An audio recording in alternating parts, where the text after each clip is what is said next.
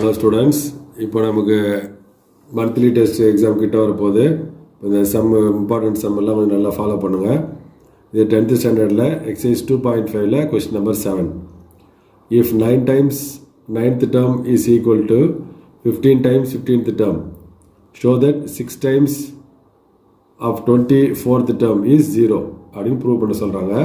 இது ஆக்சுவலாக வந்து ஏபி அரித்மெட்டிக் ப்ரோக்ரஷனில் கூட்டுத்தொடர் வரிசையில் வரக்கூடிய கணக்கு இது. அதனால் நம்ம அந்த ஃபார்முலா வச்சு நம்ம போட போகிறோம். ஃபஸ்ட்டு ஒரு ஏபியில் nth டேர்ம், ஒரு கூட்டுத்தொடரில் nth term tn is equal to a plus n minus 1 into d.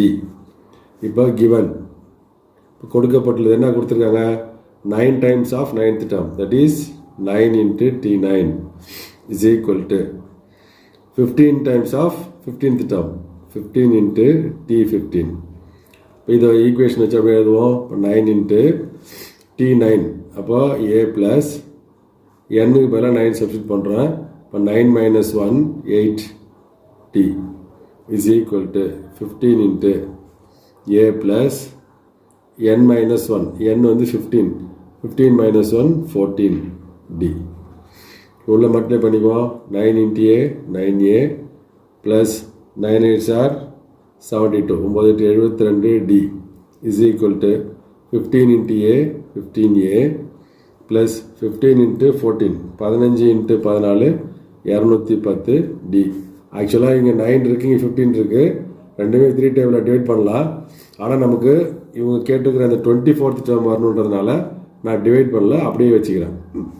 ஆக்சுவலாக பார்த்தீங்கன்னா இவங்க கொடுத்துருக்கிற சைடில் நம்ம நோட் பண்ணி வச்சுக்குவோம். 6 times of 24th டேர்ம், இப்போ t24.